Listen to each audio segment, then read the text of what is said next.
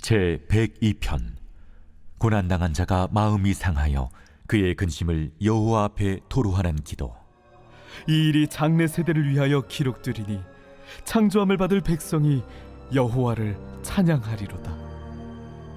여호와께서 그의 높은 성소에서 굽어오시며 하늘에서 땅을 살펴보셨으니 이는 갇힌 자의 탄식을 들으시며 죽이기로 정한 자를 해방하사 여호와의 이름을 시온에서 그 영예를 예루살렘에서 선포하게 하려 하심이라.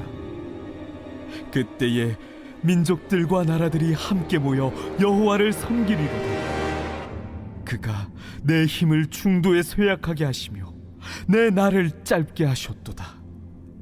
나의 말이 나의 하나님이여 나의 중년에 나를 데려가지 마옵소서. 주의 연대는 대대에 무궁하니이다. 주께서 옛적에 땅의 기초를 놓으셨사오며 하늘도 주의 손으로 지으신 바니이다. 천지는 없어지려니와 주는 영존하시겠고 그것들은 다 옷같이 낡으리니 의복같이 바꾸시면 바뀌려니와 주는 한결같으시고 주의 연대는 무궁하리이다. 주의 종들의 자손은 항상 안전히 거주하고 그의 후손은 주 앞에 굳게 서리이다 하였도다. 어제 말씀에서 시인은 절망적인 상황에서도 하나님의 말씀을 의지하여 그분이 시온에 임재하셔서 이 세상을 영원히 다스리실 것이며 빈궁한 자의 기도를 마침내 두어주실 그날을 소망했습니다. 이러한 메시지가 있을 때 사람들은 각자 시대가 처한 상황 속에서도 하나님을 신뢰하며 그 삶을 살아갈 수 있습니다. 그렇게 시인은 하나님에 대한 이 메시지를 장래 세대, 다른 말로 아직 이 세상에 창조되지 않은 미래의 백성들이 읽고 받을 수 있도록 이 시를 기록합니다. 그리고 이 메시지는 수천 년의 시간을 넘어 오늘 저와 여러분에게도 전달되었습니다. 그렇다면 시인이 미래 세대에 전한 메시지는 어떤 것입니까? 첫 번째로 하나님이 이 세상을 살피고 계신다는 메시지입니다. 앞서 시인도 언급했지만 하나님의 부재가 느껴진 순간들이 있습니다. 하나님이 우리에게 관심도 없고 기도도 듣지 않는 것 같고 악이 강성하지만 악한 자들이 오히려 떵떵거리며 잘 나가는 것처럼 보일 때가 있습니다.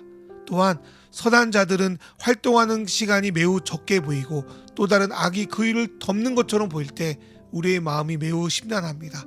그런데 하나님께서 19절의 말씀처럼 이 땅을 보고 계시다는 것, 이 모든 것을 기억하시고 반드시 갚으실 거라는 것이 우리가 믿는 복음의 메시지입니다. 두 번째로 하나님은 20절의 말씀처럼 같은 자들의 신음소리를 들으시고 이들을 죽음에서 건져내신다는 메시지입니다. 먼 옛날 애굽에서 종살이하던 자기 백성의 신음을 들으신 것처럼 구덩이에서 애통하는 요셉의 신음을 들은 것 같이 지금도 신음하는 자들의 소리를 들으시고 반드시 구원해 주신다는 메시지를 들을 때 우리는 소망을 가지게 됩니다. 세 번째로 하나님은 이 세상을 새롭게 창조하실 거라는 메시지입니다.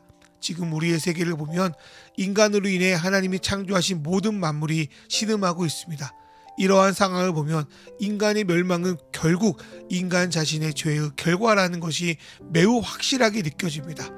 일부 사람들이 어떻게든 자연을 회복시키려고 노력하고 일부 성도들도 거기에 동참하지만 이들의 힘만으로는 자연 파괴의 수레바퀴는 막을 수 없는 것처럼 보입니다. 그러나 25절에서 26절을 보니까 우리 하나님이 창조주 하나님이셨어. 그 하나님께서 이 세상을 다시 창조하겠다고 약속하셨어. 지금 하늘과 땅이 다 사라지더라도 주님이 거기 계시지. 그래, 주님이 계시다면 우리에게 소망이 있어. 주님이 창조주 하나님이시기에 마치 낡은 옷을 새로운 옷으로 갈아입는 것처럼 이 세상을 변화시킬 거야.